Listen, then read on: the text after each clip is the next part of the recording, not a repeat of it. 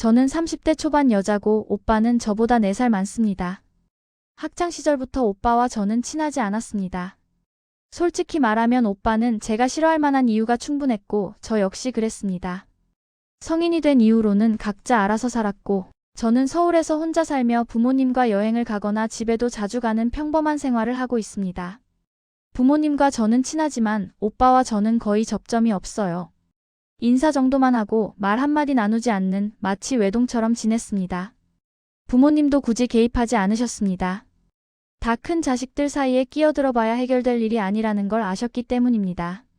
나는 이렇게 거리 두는 삶이 편했고 오빠 가족과 접촉이 거의 없는 것이 자연스러웠습니다.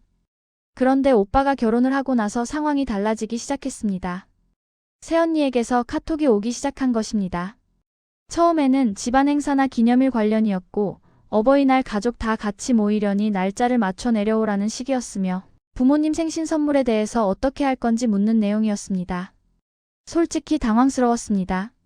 지금까지 각자 알아서 준비하던 일들을 왜 이제 와서 저에게까지 조율을 요구하는지 이해가 잘 되지 않았습니다. 그래서 저는 신경 쓰지 말고 알아서 준비하시라고 답했습니다. 저는 먼저 연락한 적도 없고 부모님과 제가 알아서 챙기는 일상에 만족하고 있었습니다. 하지만 이런 연락이 반복되면서 점점 스트레스가 쌓였습니다. 작년 말 오빠에게 아이가 태어났습니다. 이번 추석에 부모님 집에 갔을 때 처음으로 조카를 보게 되었죠. 솔직히 저는 아이를 좋아하는 타입이 아니었습니다. 게다가 오빠와 사이가 좋지 않아 조카를 돌봐주거나 놀아주는 것이 부담스러웠습니다. 조카는 귀엽긴 했지만 저는 몇 마디 인사만 하고 방에 들어가 부모님과 시간을 보냈습니다. 오빠 가족이 돌아갈 때까지 방에서 기다리며 조용히 배웅했습니다. 그날 저녁 새언니에게서 장문의 카톡이 왔습니다. 하나뿐인 조카인데 고모가 태어났을 때도 연락 한 통 없었고 다른 사람들은 옷이나 선물도 해주는데 왜 신경 안 쓰느냐는 내용이었습니다. 아이가 있으면 잠깐이라도 돌봐주는 게 상식 아니냐는 말도 있었습니다. 나는 깊은 한숨을 쉬었습니다. 이렇게 감정을 쏟아내는 사람에게 뭐라고 답해야 할지 고민했죠. 결국 솔직하게 답장을 보냈습니다. 저는 오빠와 사이가 좋지 않고 앞으로 관계 개선을 위한 노력도 없으며 새언니와 조카 관련해서도 친분을 쌓거나 관여할 생각이 없다고 밝혔습니다. 조카에게는 고모가 없는 사람이라고 생각하라고 덧붙였습니다. 답장을 보내고 나서도 마음이 편치 않았습니다.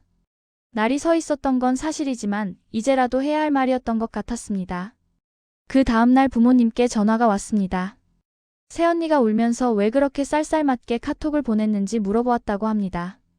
나는 언제가 됐든 해야 할 말이었다고 설명했고 중간에서 잘 정리해달라고 부탁했습니다. 부모님은 이해해 주셨지만 집안 분위기는 조금 어색해졌습니다. 나는 그 일로 끝났다고 생각했습니다. 그런데 며칠 후 또 카톡이 왔습니다. 조카 돌잔치에 안 올 것이냐는 내용이었고 최소한 돌반지는 해야 하지 않느냐, 인간이라면 그날은 와야 하지 않느냐는 요구였습니다.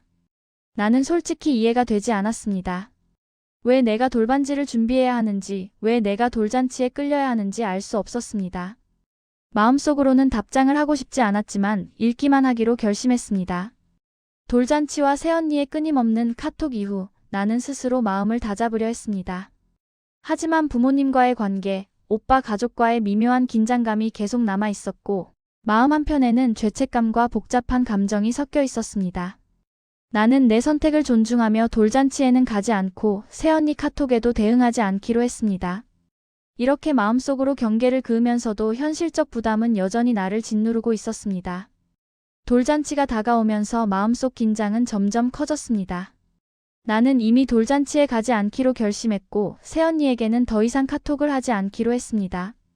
읽기만 하고 마음속으로 정리하는 것이 최선이라고 판단했지만 마음 한켠에는 죄책감과 불편함이 여전히 남아 있었습니다. 부모님은 내 선택을 존중해 주셨지만 그 미묘한 긴장감은 완전히 사라지지 않았습니다. 나는 스스로를 다독이며 마음속으로 계속 생각했습니다. 나는 내 마음과 평화를 지켜야 하지만 부모님을 힘들게 하지 않는 선에서 선택해야 한다고 말입니다. 새언니는 카톡과 전화를 번갈아가며 질리게 연락했고 조카와 관련된 작은 일까지 나를 끌어들이려 했습니다. 나는 계속 읽기만 하고 대응하지 않았습니다. 마음속에서는 왜 나는 이렇게까지 마음을 굳게 먹어야 하는지, 씁쓸함과 동시에 내가 내 평화를 지키고 있다는 안도감이 공존했습니다. 가족이라는 틀 안에서 내가 선택할 수 있는 최소한의 자유를 지키는 일이 이제 나의 가장 큰 고민이자 목표가 되었습니다. 부모님과 함께 보내는 시간은 내게 큰 위안이 되었습니다. 조용히 여행을 다니고 집에서 함께 시간을 보내는 동안 마음의 평화를 조금씩 되찾았습니다. 하지만 내 마음속 불편함은 계속되었습니다. 조카와 새언니, 오빠 가족과의 관계에서 내가 선택한 거리 두기는 앞으로도 계속 유지해야 하는 문제였고, 언제 어디서 또 다른 요구가 들어올지 모른다는 불안이 남아 있었습니다. 나는 스스로에게 질문했습니다. 나는 무엇을 지키고 싶은가, 무엇을 포기할 수 있는가? 답은 분명했습니다. 나는 내 마음과 평온, 그리고 부모님과의 관계를 지키고 싶었습니다. 오빠와 새언니의 기대나 요구를 맞추는 것이 아니라 내가 선택한 범위 안에서만 관계를 유지하고 싶었습니다. 현실적인 거리 두기, 그것이 가장 안전하고 합리적인 선택이었죠. 하지만 모든 것이 명확히 해결된 것은 아니었습니다.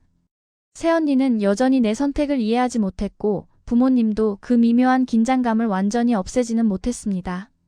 나는 점점 익숙해졌지만 동시에 마음속 불편함도 계속 남아 있었습니다.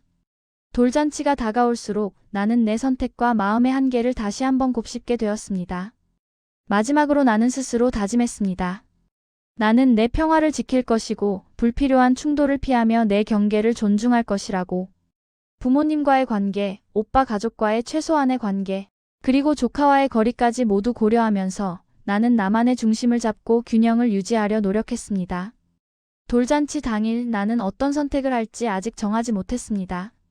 마음속으로는 여전히 조카에게 악감정을 가진 것은 아니지만 내가 참여한다고 해서 즐겁거나 의미 있는 시간을 보낼 수 있을 것 같지도 않았습니다. 그저 마음속 거리 두기를 유지하며 부모님과 내가 편안하게 지낼 수 있는 범위 안에서만 움직이기로 했습니다. 가족이라는 틀 안에서 나는 나를 지키기 위해 선택했고 동시에 그 선택이 가져올 파장도 알고 있었습니다. 부모님과의 미묘한 긴장, 새언니의 불만, 오빠와의 관계까지 모두 포함된 복잡한 상황에서 나는 나만의 중심을 잡고 균형을 유지하려 노력했습니다. 이 과정에서 나는 분명히 느꼈습니다.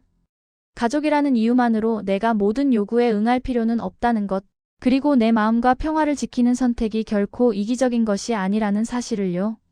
돌잔치가 다가왔지만 나는 여전히 마음속 결정을 내리지 못했습니다. 조카를 만나고 싶지 않은 것도 아니고 부모님과의 시간을 포기하고 싶지도 않았습니다. 다만 새언니와 오빠 가족이 기대하는 방식대로 움직이는 것은 내 마음에 맞지 않았습니다. 나는 조용히 마음을 정리하며 결정을 미루기로 했고 마음속으로 이번에도 나만의 거리 두기를 유지하자고 다짐했습니다. 돌잔치 당일 집안에는 사람들의 웃음소리와 음식 냄새가 가득했습니다. 부모님은 즐거워 보였고 오빠 가족도 행복한 모습이었습니다. 나는 그 모습을 멀찍이 지켜보면서 스스로의 선택이 옳았는지 혹은 너무 냉정한 건 아닌지 복잡한 감정에 휩싸였습니다. 방 안에 혼자 앉아있는 동안 마음속으로 조카를 한 번만이라도 안아주고 싶은 생각이 잠깐 들었지만 곧 이것은 내가 감당할 수 있는 범위를 넘는 일이라는 사실이 떠올랐습니다. 나는 그대로 조용히 방에 머물며 부모님과 시간을 보냈습니다. 새언니는 여전히 카톡과 전화를 번갈아가며 질리게 연락했고 돌잔치 이후에도 조카와 관련된 작은 일들을 나에게 요구했습니다. 나는 계속 읽기만 하고 대응하지 않았습니다. 마음속에서는 죄책감이 스쳤지만 동시에 내 마음을 지키고 있다는 안도감이 있었습니다. 나는 다시 한번 마음속으로 다짐했습니다. 나는 내 평화를 위해 선택했고 그 선택을 지킬 권리가 있다고. 이 상황 속에서 나는 가족 안에서 나의 위치와 역할을 다시 한번 돌아보았습니다. 부모님과 나는 친밀하고 서로 소통이 원활하지만 오빠와 새언니, 조카와의 관계는 내가 선택한 최소한의 선 안에서만 존재할 수 있었습니다.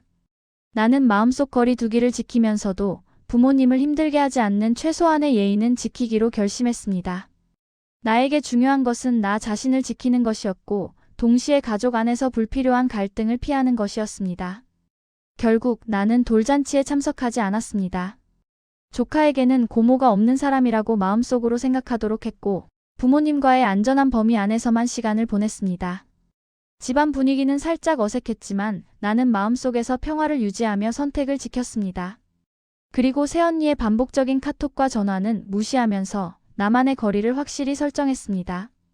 이 상황은 여전히 끝나지 않았습니다. 가족이라는 틀 안에서 내가 선택할 수 있는 것과 지켜야 할 것, 포기할 것과 참여할 것의 경계는 언제나 존재합니다. 부모님과의 관계, 오빠 가족과의 긴장감, 조카와의 거리 두기까지 모두 고려해야 하고 나만의 마음속 경계를 지키면서 현실적인 선택을 해야 합니다. 이 상황에서 저는 앞으로 어떻게 해야 할까요? 돌잔치나 조카와 관련된 요구를 계속 무시하며 나만의 거리 두기를 지킬 것인지, 아니면 일부러라도 친밀함을 쌓으면서 가족관계를 조율할 것인지. 시청자 여러분이라면 어떻게 하시겠어요? 조언 좀 부탁드립니다.